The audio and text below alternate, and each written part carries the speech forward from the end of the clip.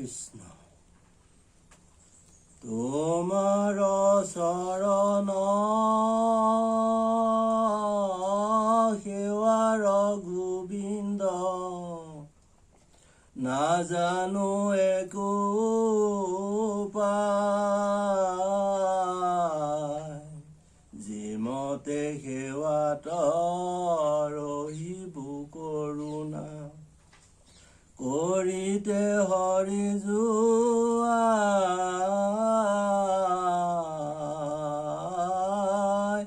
কৰিতে হৰি জুৱাই কৃষ্ণ ঔ হৰি ঔ ৰাম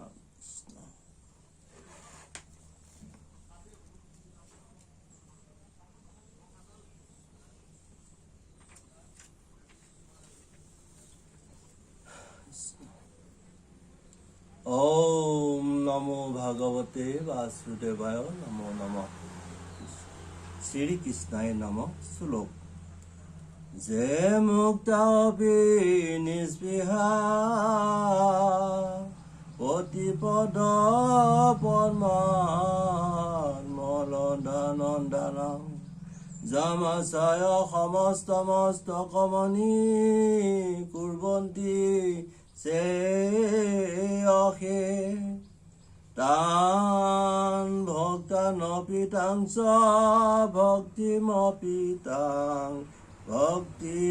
প্ৰিয়ং শ্ৰীহৰিং বন্দে সন্ত মন্থই হনু দিৱসং নিত্যং শৰণং ভজে বিষ্ণুৰূপী সন্ন্যাসী ভক্তি ৰত্নাৱলী কান্তিমালা টিকা কৃষ্ণ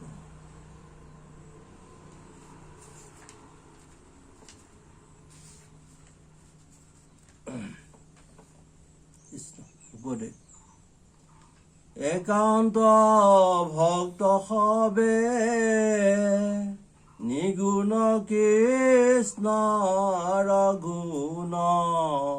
গাৱে সদা বহিয়া যথাত বৈকুণ্ঠকো পৰিহৰি যোগীৰো হৃদয় এৰি থাকা হৰি সাক্ষাতে তথাত কৰ্মত বিশ্বাস যাৰ ইয়াত থাকুন্ত হৰি আতিশয় দূৰহুন্ত তাৰ দূৰতো বিদূৰহুন্ত তাৰ অহংকাৰ থাকন্তেও সাক্ষাতে কৃষ্ণক পাৱে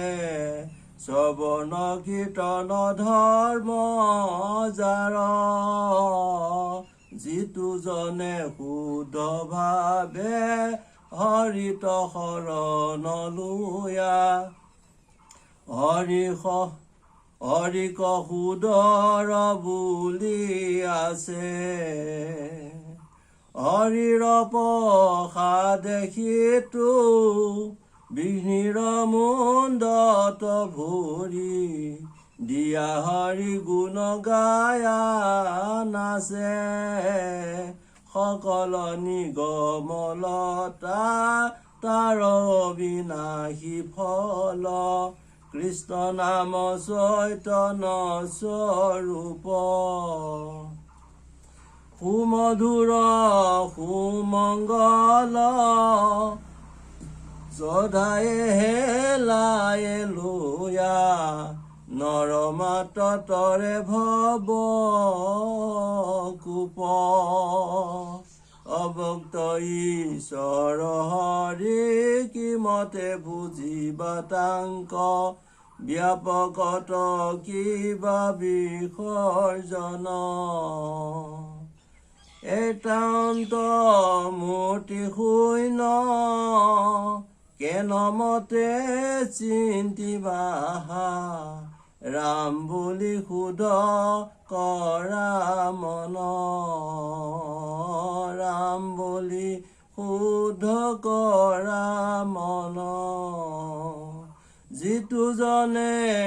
কৃষ্ণ কথা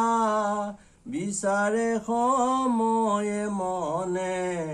ধৈৰ্য ধৰি খনে কথা কয়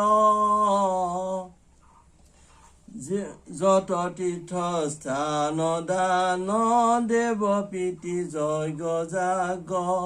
যোগাদিৰো ফল কপায়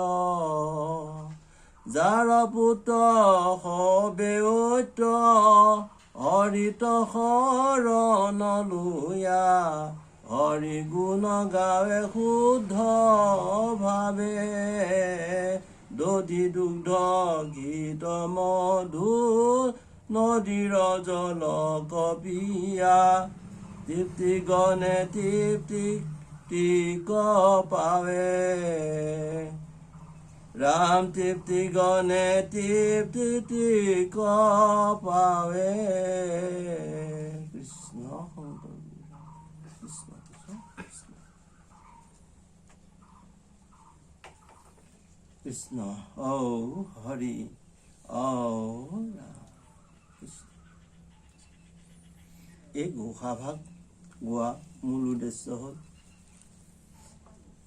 ঘোষাৰ মাধ্যমেৰে যিখিনি আমাক মাধৱদেৱে আমাক মানৱ সমাজক বুজাই থৈ গৈছে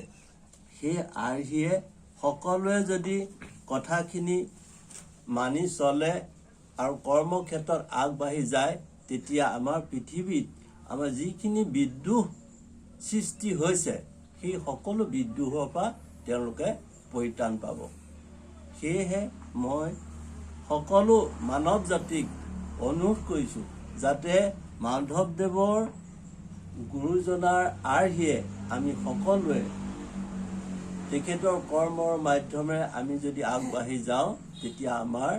দেশখন শান্তিলে পৰিৱৰ্তন হৈ গুচি আহিব। মই সেয়েহে এই বিষয়টো আঁকোৱালি ল'ব বিচাৰিছোঁ। আৰু এতিয়া মই আৰু এভাগ কথা ক'ব বিচাৰিছোঁ। এতিয়া গুৰুজনে বাদ্যযন্ত্ৰ ব্যৱহাৰ কৰি ঈশ্বৰৰ নাম কীৰ্তন কৰিছিলে। সেয়েহে আমিও গুৰুজনৰ আদৰ্শেৰে কিছুমান বাদ্য